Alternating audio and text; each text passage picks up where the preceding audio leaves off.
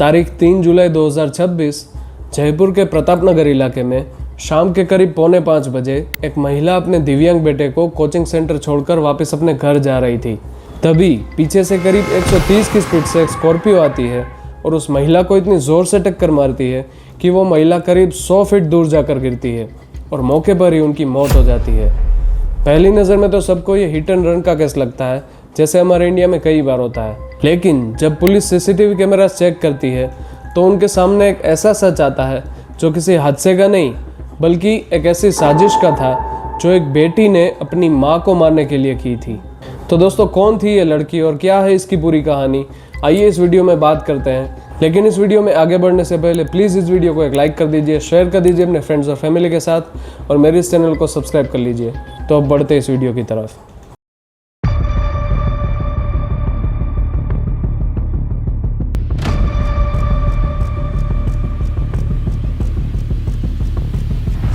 कहानी की शुरुआत होती है राजस्थान की राजधानी जयपुर के प्रताप नगर इलाके से।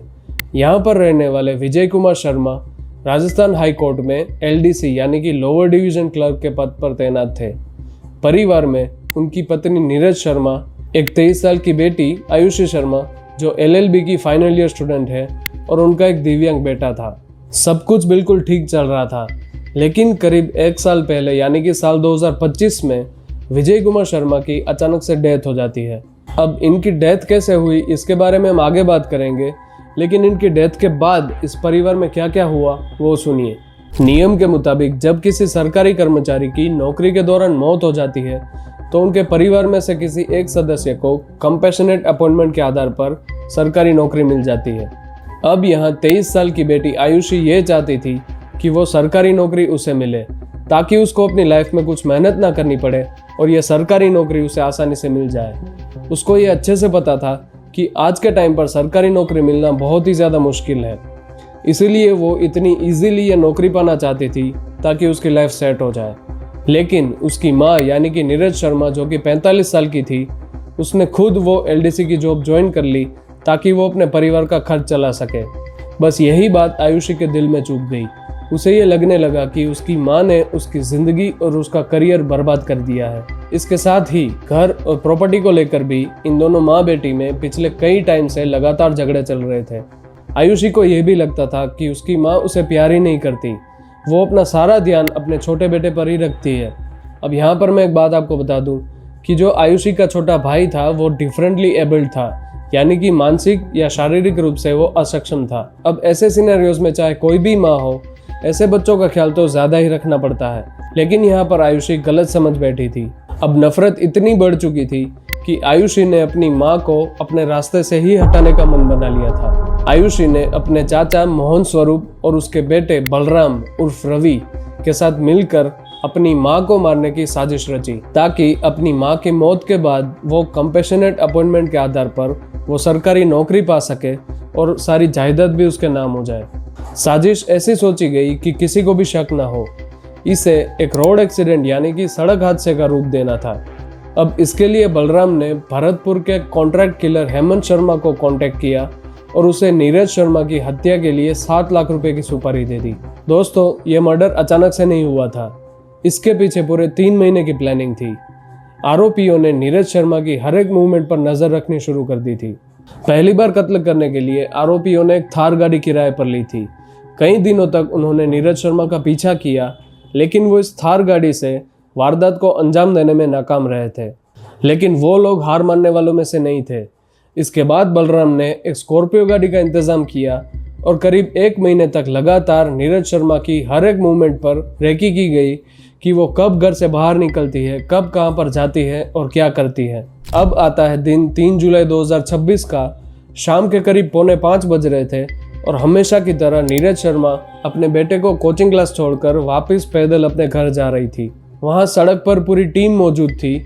मोहित शर्मा नाम का आरोपी नीरज शर्मा की लाइव लोकेशन ट्रैक करके बाकी सारे लोगों को बता रहा था। रोहित जाटव नाम का एक और लड़का बाइक पर थोड़ी दूर नजर रखे हुए था और स्कॉर्पियो कार के अंदर 2 कॉन्ट्रैक्ट किलर बैठे हुए थे। आकाश शर्मा जो कि गाड़ी चला रहा था और उसके बाजू में अरविंद शर्मा। जैसे ही नीरज शर्मा सुनसान सड़क पर आगे बढ़ी, पीछे से करीब 130 की स्पीड से एक स्कॉर्पियो आई और उन्हें जोरदार टक्कर मार दी। टक्कर इतनी भयानक थी कि नीरज शर्मा करीब 100 फीट हवा में उछलकर दूर जा गिरी और मौके पर ही उनकी मौत हो गई। शुरुआत में तो सबको यही लगा कि ये एक तेज़ रफ्तार गाड़ी का एक आम हिट एंड रन केस है, लेकिन आयुषी के मामा और नीरज शर्मा के भाई यानी कि राकेश कुमार शर्मा को पहले से ही कुछ शक था। उन्होंने पुलिस में शिकायत दर्ज करवाई कि उनकी बहन नीरज अक्सर उन्हें कहती थी कि उनकी बेटी आयुषी और नीरज के ससुराल वाले अक्सर उन्हें प्रॉपर्टी के लिए परेशान करते थे और जान से मारने की धमकी भी देते थे। जब जयपुर ईस्ट की डीसीपी रंजिता शर्मा की देखरेख में पुलिस ने जांच शुरू की और उस इलाके के सारे सीसीटीवी कैमरा चेक किए गए, तब जाके उन्हें सच्चाई का पता चला। उन्होंने फुटेजेस में देखा कि स्कॉर्पियो चालक ने ब्रेक मारने की कोशिश भी नहीं की थी, उसने सीधा इंटेंशनली टक्कर मारी थी। ये सब कोई हादसा नहीं था बल्कि प्री प्लानिंग मर्डर था। पुलिस ने जब सारी कड़ियाँ जोड़ी तो एक के बाद एक आयुषी शर्मा, उसके चाचा मोहन स्वरूप और कॉन्ट्रैक्ट किलर समेत कुल 7 लोगों को गिरफ्तार कर लिया गया। आयुषी का जो चचेरा भाई है बलराम उर्फ रवि, वो अभी तक फरार है। पुलिस उसकी जांच कर रही है। की तफ्तीश में 7 लाख रुपए की पेमेंट हत्या के लिए दी गई है और विशेषकर प्रॉपर्टी जो लालच है मुख्यतः ये बिंदु सामने आया है। और दूसरा, इसमें जो नौकरी है महिला की उसको पाने के लिए जो महिला की स्वयं की बेटी है, इसमें 7 लोग अभी तक गिरफ्तार किए जा चुके हैं। एक जो आरोपी है वो अभी फरार है, उसको भी जल्दी गिरफ्तार कर लिया जाएगा।